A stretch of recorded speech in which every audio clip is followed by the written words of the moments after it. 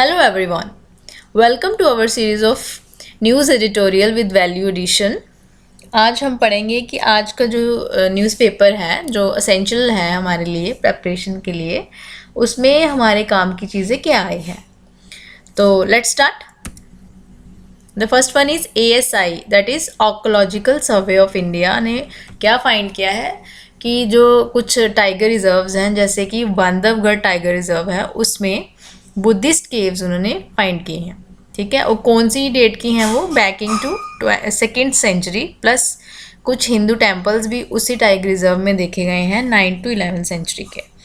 और ये भी माना जा रहा है कि वर्ल्ड का लार्जेस्ट जो वाराह स्कल्पचर है जो आप पढ़ते हैं वाराह स्कल्पचर वो इस टाइगर रिजर्व में पाया गया है. तो इस एक तो ये आपका हिस्टोरिकल पर्सपेक्टिव से इम्पोर्टेंट हो गया, हिस्ट्री से हो गया कि कौन सी डेट के या कौन सी सदी के जो बुद्धिस्ट केव्स हैं वो कहाँ पाई गई हैं. या ये भी हो सकता है कि किस रिसेंटली UPSC पूछ सकते हैं या स्टेट वाले पूछ सकते हैं या किसी भी पेपर में पूछा जा सकता है कि रिसेंटली जो बुद्धिस्ट केव्स पाई गई हैं वो कहाँ पाई गई हैं.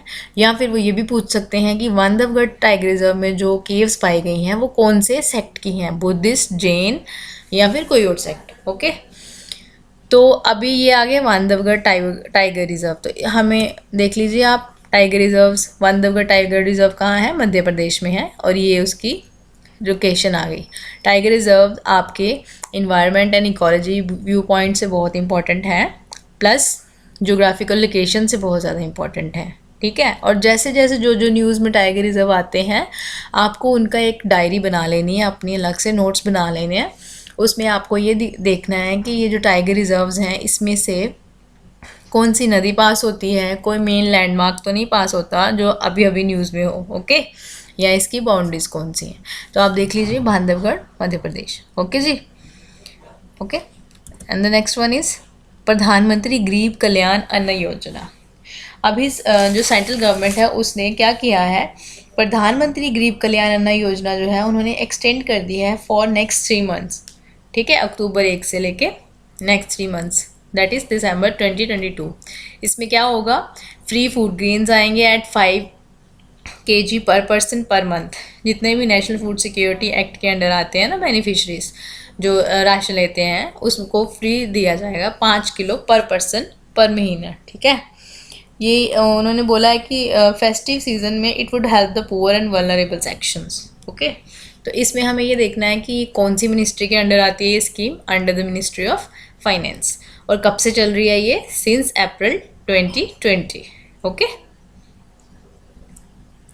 देन जो आपका अभी आज का एडिटोरियल आया है जो आपके व्यू पॉइंट से, ये मेंस व्यू पॉइंट से इम्पोर्टेंट आ सकता है क्वेश्चन की डिस्कस या how can you signify the importance of Bay of Bengal. तो उसमें उन्होंने जो रीडर हैं एंड जो लर्न पर्सनैलिटी जिन्होंने लिखा है राजीव रंजन चतुर्वेदी जी, उन्होंने बताया है कि जो बे ऑफ बंगाल है उसकी कुछ पॉजिटिव्स बताए हैं, कुछ नेगेटिव्स बताए हैं. ठीक है, किस हिसाब से उन्होंने बोला है कि it is experiencing an increase in Jio economic, geo political and Jio cultural activity. Okay, ये अच्छी है क्योंकि बिम्स्टेक समिट हो रहा है ना जो 4th जो हुआ था नालंदा यूनिवर्सिटी में. तो इन्होंने बोला है कि ये डिमॉन्स्ट्रेट करता है कि जो इंडिया की कमिटमेंट है वो है अपने जो कनेक्शंस हैं हमको बनाने हैं, ईस्ट वाली साइड भी बनाने हैं और वेस्ट वाली साइड भी बनाने हैं. तो इसमें ये एक आपके सिलेबस में दिया हुआ है. ठीक है, इंटरनेशनल रिलेशन के पार्ट में ये आ जाएगा या फिर बे ऑफ बंगाल पे भी आ सकता है. आप देख लीजिए ये आ गया इंडिया. ओके, ये टोटल आ गया इंडियन ओशन, ये सारा इंडियन ओशन आ गया नीचे एंड दिस इज़ इंडिया. ठीक है, इंडिया के लेफ्ट साइड पे आ गया Arabian Sea and this one is Bay of Bengal. Okay, तो हम क्या पढ़ रहे हैं, बे ऑफ बंगाल. देखिए ये एक बॉर्डर आ गया ना, या एक सी लेन्स ऑफ कम्युनिकेशन आ गया. यहाँ से देखिए ईस्ट वाली साइड जाएगा, साउथ चाइना सी वाली साइड जाएगा. ओके, यहाँ से श्रीलंका, मालदीव्स. तो ये एक हिंज पॉइंट बन गया. ठीक है, तो क्या है इसका सिग्निफिकेंस, सर ने बोला है, राजीव रंजन चतुर्वेदी सर ने बोला है कि ये जो बे ऑफ बंगाल है ना ये कमर्स हब है फॉर इंडियन ओशन. ठीक है, क्या है, एक रिलेशन है ईस्ट वाली साइड पे और वेस्ट वाली साइड पे। ट्रेड और कल्चर जो है हमारा बहुत ज़्यादा चल रहा है। वैसे भी जो पैसिफिक ओशन है उनका पूरा इन्होंने क्या नाम दिया हुआ है, इंडो पैसिफिक ओरिएंटेशन दिया है, उसका नाम ये दिया हुआ है ना। तो ये जो कम्युनिकेशन होएगा सी लेन्स का, वो क्या करेगा, ग्लोबल इकोनॉमिक सिक्योरिटी प्रोवाइड करेगा, ठीक है जी, एंड एनर्जी प्रोवाइड करेगा। काफ़ी हद तक हमारे लिए ये बहुत ज़्यादा इम्पॉर्टेंट है। और क्या होगा, रीजनल कॉपरेशन ज़्यादा हो जाएगी, ठीक है, इन्वायरमेंटली फ्रेंडली इन्वायरमेंट बनेगा। मरीन और एनर्जी रिसोर्सेज है उसको एक्सप्लॉइट, उसको हम यूज़ करने में ज़्यादा हेल्पफुल हो जाएगी ये चीज़। ओके, डाइवर्स मरीन इन्वायरमेंट तो है ही है, फिशिंग और मरीन सेक्टर को हमारी जो है वो पुश मिलेगा इसके हिसाब से, ठीक है, जो अभी लैग कर रही थी अभी ये पुश मिलेगा। Okay, then comes disorder. इसमें प्रॉब्लम्स क्या आ रही हैं, क्या आ रही हैं, देखिए जियोपॉलिटिकली जियो इकोनॉमिक इन्फ्लुएंस आ रहा है, ठीक है, कंपटीशन आ रहा है। फॉर एग्जांपल चाइना हो गया, ठीक है, तो वो क्या कर रहे हैं, वो वहाँ पे हेजेमनी आ रही है, उसके कारण क्या डिसऑर्डर डिस्ट्रप्शन हो रही है। ओके, उससे और क्या हो रहा है, जियोपॉलिटिकल अनरेस्ट हो रहा है, ठीक है, आप न्यूज़ में देख ही रहे हैं आइलैंड नेशंस का कितना इशू चल रहा है वहाँ पे। फिर जो एक्सप्लॉयटेशन हो रही है इन्वायरमेंटल, ठीक है, कोई ऑयल टैंकर गिर गया या उस पानी में ऑयल हो गया, किसकी ये बाउंड्री थी। या श्रीलंका का आपने क्राइसिस देखा होगा कि जो फिशर्स थे जो बॉटम ट्रॉलिंग करते थे इंडियंस वाले, उनको वो मार देते हैं, ठीक है, वो एक बाउंड्री डिस्प्यूट आ गया, इनविजिबल बाउंड्री डिस्प्यूट। और क्या क्या प्रॉब्लम्स आ गई, पॉपुलेशन की ग्रोथ हो रही है, अल्टर्ड लैंड यूज़ हो रहा है, चेंजिंग पैटर्न हो रहा है लैंड यूज़ का बेसिकली, ठीक है, या फिर क्योंकि कोई चेक नहीं है ना, तो रिसोर्स एक्सप्लॉयटेशन एक्सेसिव हुई जा रही है। हमारी ही ह्यूमन की एक्टिविटीज़ से क्या हो रहा है, सी सेलेनाइजेशन जो हो रही है वो ज़्यादा हो रही है, ठीक है, उसकी वजह से क्या ग्लोबल वार्मिंग सुना आपने, है ना। तो ग्लोबल वार्मिंग से क्या क्लाइमेट चेंज हो रही है, क्लाइमेट चेंज से क्या हो रहा है, सी लेवल बढ़ रहा है, उससे क्या हो रही है, एल नीनो ला नीनो उनका इफेक्ट हो रहा है, वो अल्ट्रेशन हो रही है, मानसून का जो प्रॉब्लम है वो ज़्यादा बढ़ रहा है, कहीं पे सूखा है कहीं पे बाढ़ आ रही है सेम टाइम पे।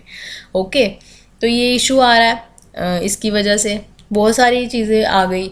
या फिर एक डेड जोन बन गया। व्हाट इज़ डेड जोन, वो कैसे बनी, जितना भी गंद आया, नॉन बायोडिग्रेडेबल प्लास्टिक लिटर आया, वो क्या हो रहा है, बे ऑफ बंगाल के सारे में जा रहा है, ओशन में जा रहा है, उसकी वजह से ये डेड जोन बन रही है। उसमें क्या हो रहा है, जो हमारे मैंग्रोव्स हैं वहाँ पे, उनकी भी इतनी कैपेसिटी नहीं हो रही कि कोई भी अगर नेचर की प्रॉब्लम आएगी तो वो उनको फेस कर सकें, ठीक है। तो ये है, उन्होंने बस ये लास्ट में उन्होंने ये बोल दिया है कि हमें एक प्रॉपर पार्टनरशिप क्राइटेरिया और कॉपरेशन क्राइटेरिया करना है, ताकि जो हमारा मैरीटाइम डोमेन है वो इंटर रिलेटेड रहे, ठीक है, और उनका नेशन क्रॉस जुरिस्डिक्शनल एंगेजमेंट करनी चाहिए, वेरियस स्टेक होल्डर्स की कॉपरेशन करें, ठीक है, सिक्योरिटी बनाएं, कनेक्टिविटी बढ़े, ईज़ ऑफ डूइंग बिजनेस करें, ओके, इन्वेस्टमेंट ज़्यादा से ज़्यादा हो, स्किल बिल्डिंग करिए, रिसर्च करिए, ट्रेनिंग करिए, ठीक है, अफेयर्स को, ओशियानिक अफेयर्स को कैसे मैनेज करना है वो ट्रेनिंग दीजिए, वो स्किल दीजिए। अगर लिविंग कैसे है, लोगों को उनको गाइड कीजिए कि आपको अल्टरनेटिव वे में लाइफस्टाइल कैसे चेंज करना है, ताकि जो डेड जोन्स बन रही हैं वो ना बने, और जो अनरेस्ट हो रहा है क्लाइमेटिक भी जो भी हो गया वो ना बने, ठीक है। And then comes the last section of our video, tidbits और फैक्ट्स। लिटिल लिटिल जो फैक्ट्स आए हैं जो आज के लिए आपके इम्पोर्टेंट हैं, वो क्या है कि जो CDS थे, चीफ ऑफ डिफेंस स्टाफ, जो बिपिन रावत सर थे, उनकी तो हो गई डेथ, ठीक है, वो 1 साल से वो जो सीट है वो वेकेंट थी। अभी जो गवर्नमेंट ने क्या किया है, जो रिटायर्ड लेफ्टिनेंट जनरल थे अनिल चौहान, उनको अब क्या बना दिया गया है, CDS। ये आपको याद रखना है, इट्स अ 4 स्टार पोस्ट, ठीक है। ये तीनों नेवीज़, आर्मी और एयरफोर्स का जो भी है वो उनका हेड करते हैं, 4 स्टार पोस्ट है, ठीक है। अभी तक इनका कोई टेन्योर नहीं बताया गया है, ये आपको याद रखना है। और कौन बना है, retired lieutenant general Anil Chauhan ji. फिर कुछ अभी ना आपके आया हुआ है, कुछ दोस्त नेशन आए हुए हैं, लुहांस्क एंड खर्सन, ये आपको याद रखना है। ये कहाँ पे हैं, ये कहाँ है, ये यूक्रेन और रशिया का जो इशू चल रहा है ये वहाँ पे है, और it is 80% controlled by Russia. तो ये याद रखना है आपको कि ये जो नेशन स्टेट्स हैं ये किसकी हैं, रशिया और यूक्रेन के कन्फ्लिक्ट में। Now these are being controlled by Russia. और एक और है कि जो ये ट्रीटीज़ आती हैं ना, आपको उसमें क्या देखना है कि कौन कौन सा नेशन इसका पार्टी है। तो इसमें उन्होंने एक्सप्लिसिटली आज मेंशन किया हुआ है कि ना ही इंडिया और ना ही चाइना जो है वो पार्टी हैं United nation convention on the law of non navigational uses of international water courses 1997 and United Nations Economic Commission for Europe on the protection and use of transboundary water courses in international lakes, that is water convention। ना ही India है और ना ही China है। उन्होंने जिन sir ने लिखा हुआ, अनवर सादत ने, उन्होंने लिखा है कि हमें कुछ ऐसा करना चाहिए ताकि ये सब चीज़ें जो हैं वो हम साइन कर सकें ताकि फ्लड प्रिवेंशन हो सके। ओके, तो आज के लिए इतना ही।